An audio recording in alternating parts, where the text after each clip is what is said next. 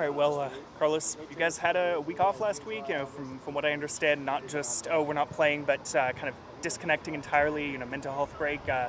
How was that for you, and how's the team looked after getting that chance to kind of hit the reset button a bit? Well, I believe the mental break came in a good moment for us, especially we were nursing a lot of injuries. So with that break, now we have most of those guys back to the squad. For basically 2 months we were missing those guys. So it's good to have those guys. It's good to have that problem when I had to pick the 18. You know, and the team looks after the break looks energized.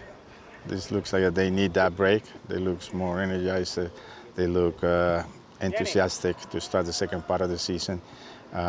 Big game coming up on the JG Masters, so everybody's in a good mood.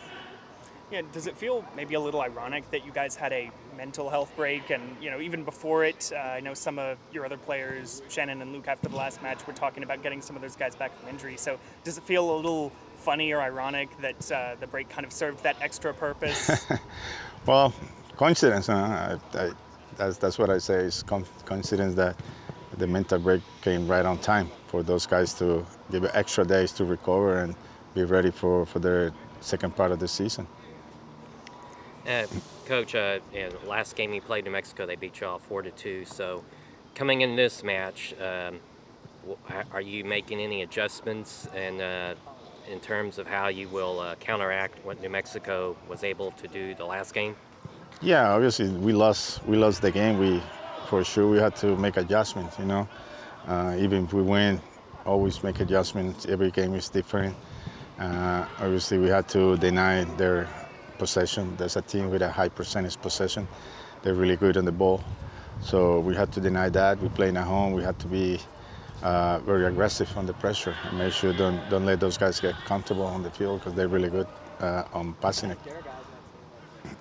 So it's still kind of possession based. Something I asked Mitch, and he was kind of cagey, didn't want to reveal too much. But what have y'all seen that's maybe a little different since the last time you faced them? Have they changed ever so slightly, maybe? No, I think that they still the same. They pride his style of play, and then it's about possession oriented team, and that's the way they play. That's the way they believe, and they push for that way. So we need to go and try to deny that possession during the game. As I say, when they get comfortable on the ball, they find the spaces. It's difficult to get the ball away from those guys. So that's something that we need to prevent. That was maybe kind of a mentality and a philosophy you had going into that first game. We know they're going to be possession based. Do you feel like maybe now that your team has played that they're better prepared to handle it now? Yeah, but that game was two different games. Like first half they had the possession. From the back they played really easy. Second half when we changed the system, we forced them to play long balls, and so. But that was more than the system is the determination of the team. With the first half we were getting in place when they had the ball, but we allowed those guys to turn. We were losing a lot of duels, so that's something that we need to do better. That we knew and we know right now that we need to do better. They're good in turning even under pressure. They feel comfortable playing under pressure. So make sure we don't go casual to that press. Make sure we go committed to win the ball, to force the ball back. Okay, and of course, it's your first week after the break. So, what do you think the break? What you've seen in practice, do you think it helped refresh this team? Are they more sharper this week because of the break? Oh yeah, because in June we play a lot of games. The last 2 months with those many injuries, a lot of guys put a lot of minutes.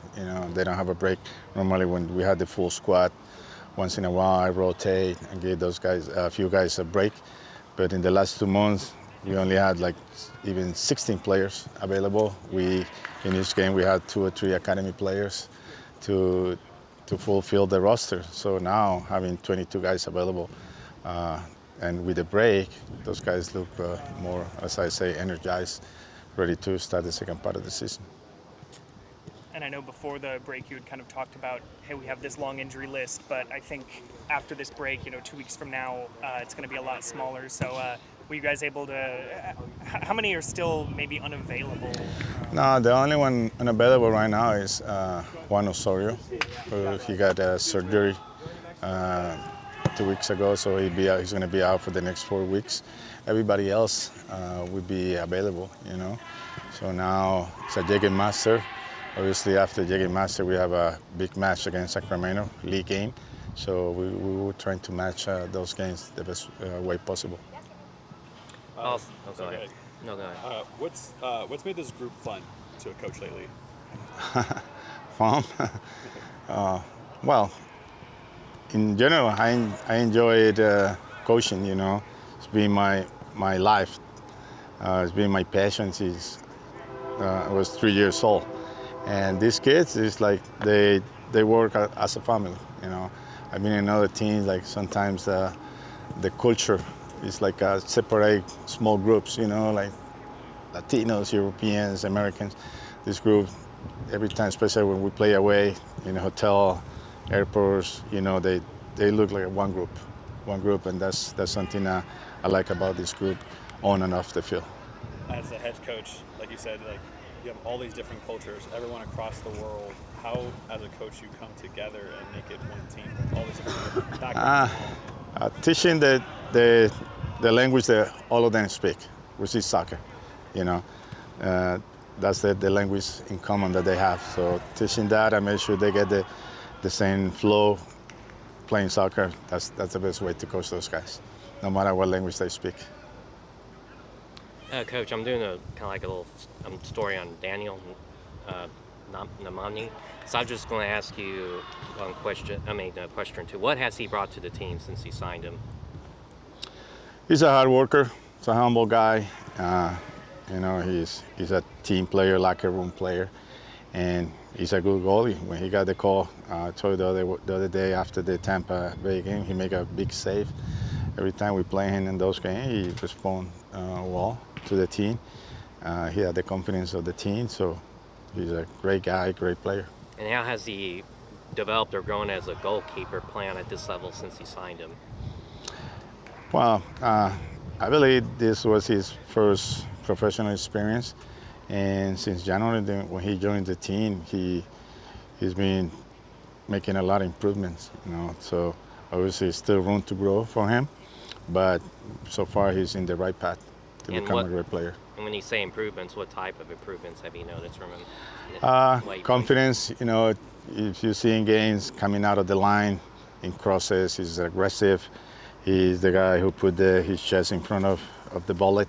He's not afraid to go 50-50 challenges, you know. So as I say, he needs to improve his touches on the ball. He's a good shot stopper. So those improvements he did well for us.